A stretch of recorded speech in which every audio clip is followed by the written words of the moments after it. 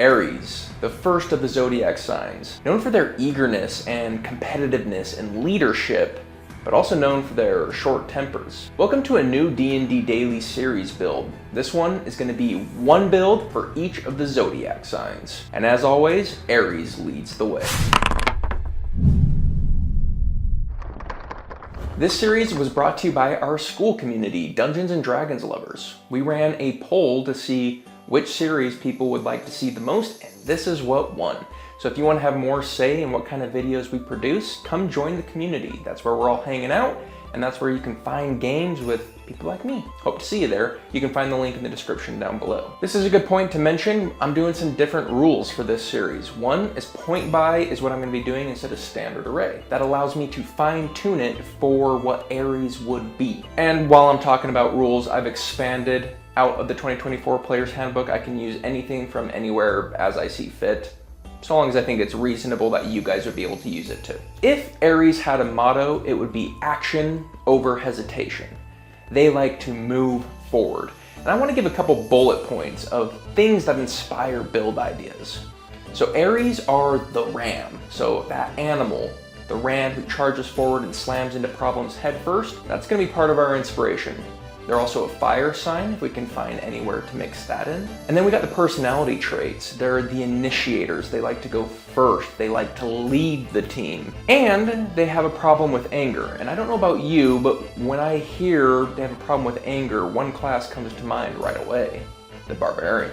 And I do really like the Barbarian here because at level 7, we're going to get advantage on initiative, which goes along with the fact that we are the initiator. We like to go first. And next is that by being the Barbarian, we go first and we like to close the distance. We're naturally the leader. We charge headlong into combat first so the rest of our team can follow behind. All right, so we got our class. What about our lineage? Well, nothing really stood out to me as super Aries. I ended up going with the Orc. The main reason why is that bonus action move gets us close to our enemies quicker. It helps us initiate faster. It helps us close that distance and be the leader. It also is going to give us some extra tankiness and some dark vision on top of that. Really, really good. The soldier background is perfect for this. It gives us skills I would really want as Aries, and it lets us do some extra damage. No problems here. I'm going to grab that. As for our stats, I went with 15 in strength, 15 in dexterity, 15 in constitution, and dumped the rest. I thought that was a very Aries stat line. And then I took +1, +1, +1 from soldier to give us +1 in all three of the things we took 15 in. So we have 16, 16, 16, 8, 8, 8. I like this because it shows a lack of hesitation. It shows commitment and just putting all your eggs in one basket. Now they are natural leaders, so I thought there might be something to do with charisma, and there probably is an Aries build that includes charisma, but with this one, I decided to just focus on that initiation and forward, and momentum is really the word I'm looking for. All right, let's talk level 1. Right away, I grabbed the Warhammer. The Warhammer makes me feel like a ram. It slams into people and pushes them backwards. I really like that. A D10 is really good with our savage attacker, so I'm gonna use a Warhammer two-handed. That feels good to me. That one decision really birthed this build. I really liked how I felt like a ram, charging in, smacking them, and knocking them backwards. So I started looking for any little thing I could pick up to make knocking them backwards even harsher. I also grabbed perception and survival as our skills. You could really take whatever you want. We also get rage here, unarmored defense, which is better than normal because we took point buy. And our second weapon mastery, I just grabbed javelins to chase people down. Level 2, we get danger sense and reckless attack, which we'll be using pretty much all the time, which goes right into our subclass, which is the Berserker Barbarian. The Berserker Barbarian makes our reckless attack deal more damage, which we absolutely love, and it just feels like it's just the Barbarian's Barbarian. And because Barbarian fits Aries so perfectly, it just kind of works. At level 4, we're going to grab a feat. I grabbed the Charger feat. Not only am I going to be charging in there all the time, it's going to add the amount I can push people when I hit them with the Warhammer. Great. Level 5, we get an extra attack, which is great to knock people around more, and we get extra movement speed, which is fantastic for closing the distance. Level 6, we get mindless rage, and this is kind of a reward for not investing in your wisdom save at all. It gives us immunity while we're enraged to the charmed and frightened condition, and it ends it if we rage while we have those. Those are pretty much every wisdom save in the game. Sure, there's exceptions, but largely. And it's also Barbarian's biggest weakness.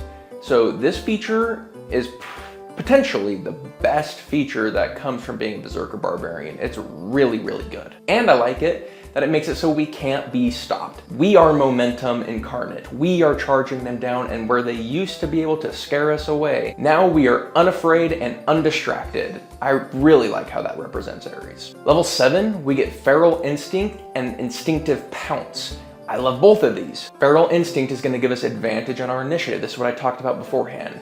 Aries are the initiators. We should be going first, and I like to see that here. And closing the distance is now easier than ever. When we rage, we get half our movement speed to move towards enemies. This is great because now we can close the distance on that first turn, where we used to bonus action rage before we could bonus action orc dash. This kind of mixes the two of them together. But we're really good at chasing down enemies and beginning that fight. Level 8, I went Crusher. It's more knockback for our knockback. And whenever we get a crit, which we're gonna get more often because we're always attacking at advantage thanks to reckless attack, it's going to make it so all of our allies get to attack that person at advantage. So we kind of mark them for death. Level 9, we get Brutal Strike, and I'm basically always gonna do Forceful Blow, which knocks them back even further. So we have 10-foot knockback on our weapon, we have 15-foot knockback on Charger, 5-foot knockback on Crusher, and then we have 15-foot knockback on Forceful Blow. That's like 45 feet of knockback that we have, and that's not including extra attack giving us an extra 10 feet.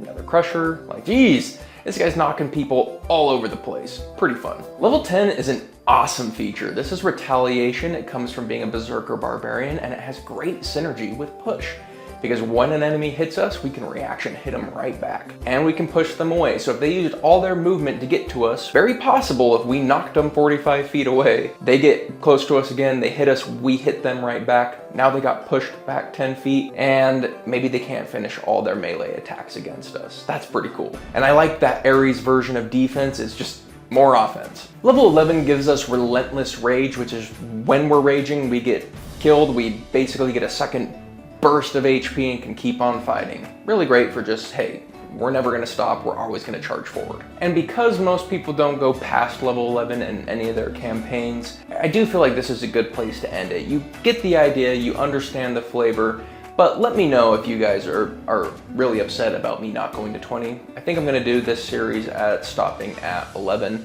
but I want to hear your guys' feedback if that's a problem to you or if you actually like that. Let me know. This is one of those builds that it's not the most complicated build. It's very straightforward, but I feel like that's kind of baked into the concept.